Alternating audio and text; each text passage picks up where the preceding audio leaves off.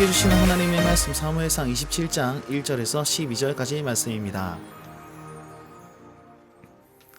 오늘 27장 말씀을 함께 보도록 하겠습니다.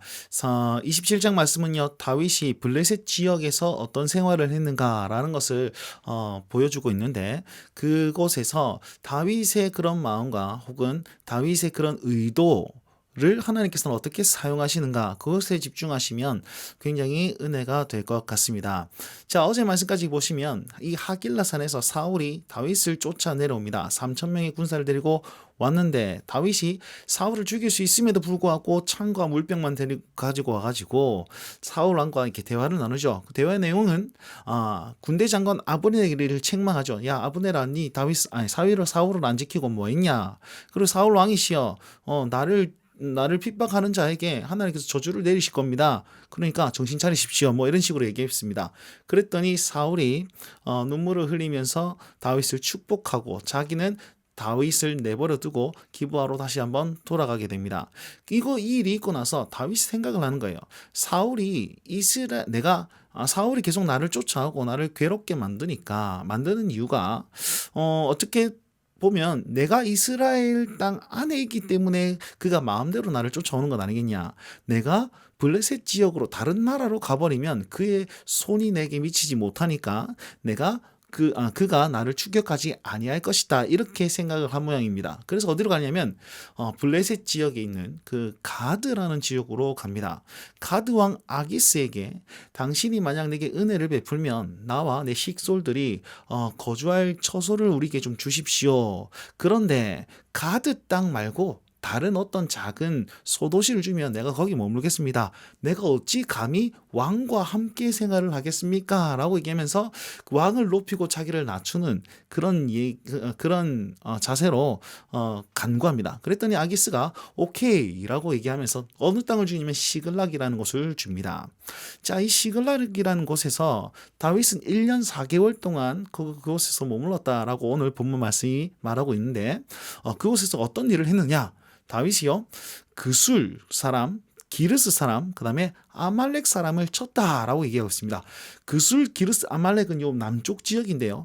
그술과 기르스 사람은 이 밑에 애굽 지역과 그 다음에 블레셋 접경 부분에 거주하는 그런 사람들이라고 할 수 있습니다. 그리고 아말렉 족속은 유다와 접경하는 그런 지역이었는데, 이 아말렉 족속은 이스라엘 백성들과 그 예전부터 조상 때부터 원수 관계였습니다. 그래서 늘 이렇게 침략하고 또 서로 이제 물고 뜯고 씹고 맛보는 그런 사람들이었단 말이죠. 다윗이 이미 시글락에 왔어도 유다를 버리지 않고 그 원수들과 그 접경 지역에 있는 그 사람들을 쳐서 진멸함으로써 어떻게 보면 이스라엘 유다 땅에 이익을 주고 있다라고 볼 수 있습니다. 다윗이 생각을 하고 그렇게 어떻게건 간에 하나님께서는 그렇게 다윗을 그곳에 보내서 이스라엘을 위한 전쟁들을 계속할 수 있도록 만들어 주셨다는 겁니다. 그 다음에 두 번째 생각해 볼 것은 이 시글락이라는 지역이 여호수아 시대에 땅을 분배받았던 곳인데, 이 사무엘 때까지 이제 취하지 못했던 그런 땅이었단 말이에요. 그런데 다윗이 이 시글락을 얻음으로써 오늘 본문 말씀에 오늘까지 시글락이 유다에 편성되어 있다, 이스라엘에 편성되어 있는 그런 성읍으로 이제 말씀하고 있습니다. 다윗이 그곳으로 감으로 말미암아서 침략하지 못했던, 습득하지 못했던 그런 성읍들을 또 습득하는 장면이 나온다는 것이죠. 자, 어쨌든 다윗이 그 이스라엘의 그 원수들의 민족을 다 쳐서 모든 탈취물은 취하고 사람들은 모두 진멸해 버립니다. 그것을 어디로 가지고 가느냐? 가드로 가가지고 아기스에게 그 탈취물을 다 바칩니다. 그런데 뭐라고 얘기하냐면, 아기스 왕이 이것을 어디를 점령하여서 얻은 탈취물이냐라고 했더니 이 침략 지역을 유다 땅 네게브 지역이라고 얘기합니다. 네게브 지역은 유다의 가장 남쪽, 네게브가 남쪽이라는 뜻이거든요. 그 민족들을 내가 쳐서 가지고 왔습니다. 그리고 사람들은 싹 다 죽였습니다 라고 얘기합니다. 흔적을 남기지 않았습니다. 이렇게 있죠. 아까 전에 아말렉과 기스르 사람을 흔적도 남김없이 죽인 이유가 이런 이유였습니다.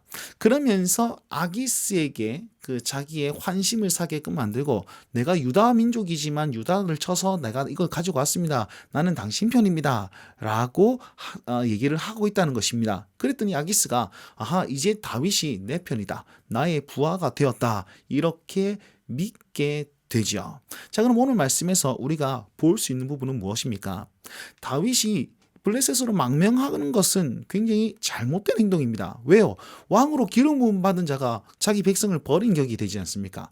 그런데 결과적으로 딱 보면 버린 것처럼 보이지만 결국은 이 이스라엘의 유익이 되는 그런 시글락을 얻었고, 또 원수들을 미리 진멸해 놓는 그런 상황으로 나아가게 된다는 것입니다.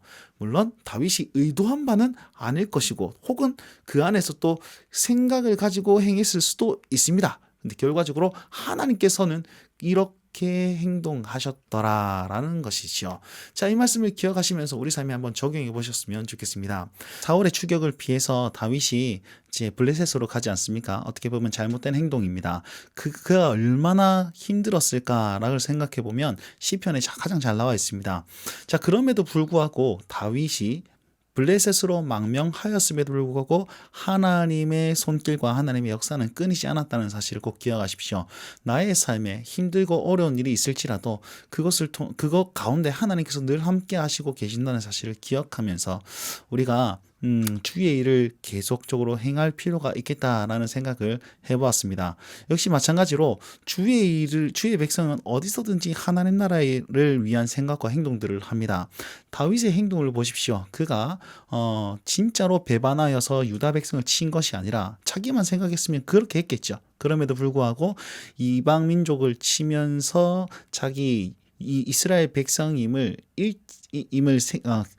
잊어버리지 않는 그 모습을 우리가 겸비할 필요가 있지 않겠나 생각을 해봅니다. 그래서 우리 삶의 고난 가운데서도 주의 일을 생각하고 또 하나님 기뻐하시는 일을 생각하며 주를 영원토록 즐거워하는 삶을 사는 것이 우리의 인생이지 않을까, 그렇게 묵상해 봅니다. 자, 오늘도 이 말씀을 우리 기억하시고 우리 삶에 새겼으면 좋겠습니다. 그리고 주님과 함께 동행하시면서 날마다 승리하실 수 있는 우리 모든 운동원들과 성도님들 되시길 바랍니다. 주님과 함께 동행하시며 승리하시길 바랍니다. 날마다 주님과